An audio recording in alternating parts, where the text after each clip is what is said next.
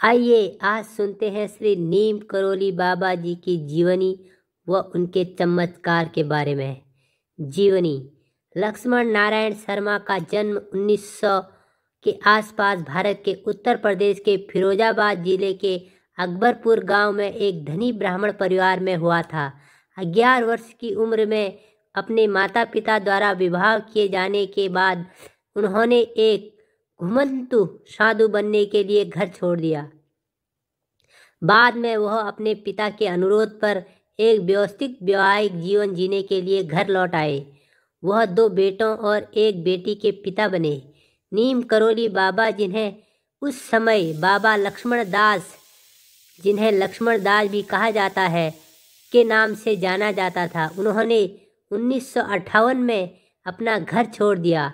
रामदास एक कहानी बताते हैं कि बाबा लक्ष्मण दास बिना टिकट के ट्रेन में चढ़ गए और कंडक्टर ने ट्रेन रोकने का फैसला किया और फर्रुखाबाद जिले यूपी के नीम करोली गांव में नीम करोली बाबा को ट्रेन से उतार दिया। बाबा को ट्रेन से उतारने के बाद कंडक्टर को पता चला कि ट्रेन दोबारा नहीं चलेगी। ट्रेन शुरू करने के कई प्रयास के बाद किसी ने कंडक्टर को सुझाव दिया कि वे साधु को ट्रेन में वापस जाने दें।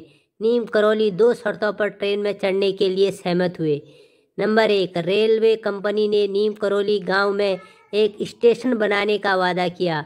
उस समय ग्रामीणों के निकटतम स्टेशन तक कई मील पैदल चलना पड़ता था। और नंबर 2, रेलवे कंपनी अब से साधुओं के साथ बेहतर व्यवहार करना चाहिए। अधिकारी सहमत हो गए और नीम करोली बाबा मजाक करते हुए ट्रेन में चल गए। क्या क्या ट्रेन शुरू करना मेरे ऊपर है। उनके ट्रेन में चढ़ने के तुरंत बाद ट्रेन चल पड़ी, लेकिन ट्रेन ड्राइवर तब तक आगे नहीं बढ़े जब तक साधु ने उन्हें बढ़ने का आशीर्वाद नहीं दिया। बाबा आशीर्वाद दिया और ट्रेन आगे बढ़ गई। बाद में नीम करोली बाबा के नाम पर नीम करोली गांव में एक रेलवे स्टेशन बनाया गया। बाबा कुछ समय तक नीम करोली गांव में रहे और स्थानीय लोगों ने उनका नाम रखा। इसके बाद वह पूरे उत्तरी भारत में बड़े पैमाने पर घूमते रहे। इस दौरान उन्होंने कई नामों से जाना गया, जिसमें शामिल है लक्ष्मण दास, हांडी वाला बाबा और तिकोनिया वाला बाबा। जब उन्होंने गुजरात के मोरबी के ववानिया गांव में तपस्या और साधना की तो उन्हें तेलियार बाबा के नाम से जाना जाने लगा। वृंदावन में स्थानीय निवासी उन्हें चमत्कारी बाबा के नाम से संबोधित करते थे। उनके जीवन के दौरान कैची और वृंदावन के 2 मुख्य आश्रम बनाए गए। समय के साथ उनके नाम पर 100 से अधिक मंदिरों का निर्माण किया गया। कैची धाम आश्रम, जहां वे अपने जीवन के अंतिम दशक में रहे, 1964 में एक हनुमान मंदिर के साथ बनाया गया। इनकी शुरुआत 2 साल पहले 2 स्थानीय साधुओं, प्रेम बाबा और सोमवारी बाबा महाराज के लिए किया गया यज्ञ करने के लिए बनाया गया एक मामूली मंच से हुई थी। पिछले कुछ वर्षों में यह मंदिर, जो कि नैनीताल से 17 किलोमीटर दूर नैनीताल अल्मोड़ा मार्ग पर स्थित है, स्थानीय लोगों के साथ साथ दुनिया भर के आध्यात्मिक जिज्ञासुओं और भक्तों के लिए एक महत्वपूर्ण तीर्थ स्थल बन गया है।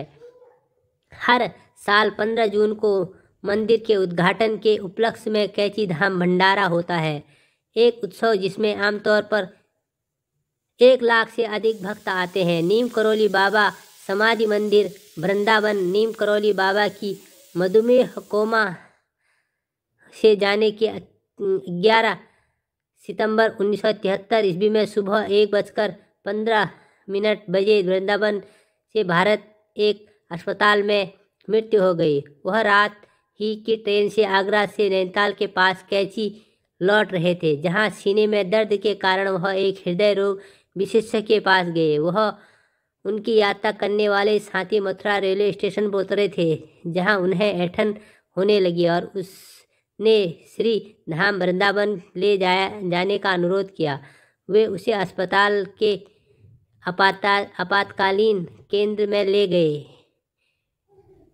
अस्पताल में डॉक्टरों ने उन्हें इंजेक्शन दिया, उनके चेहरे पर ऑक्सीजन मास्क लगा दिया। अस्पताल के कर्मचारियों ने कहा कि वह मधुमेह कोमा में थे, लेकिन उनकी नाड़ी ठीक थी।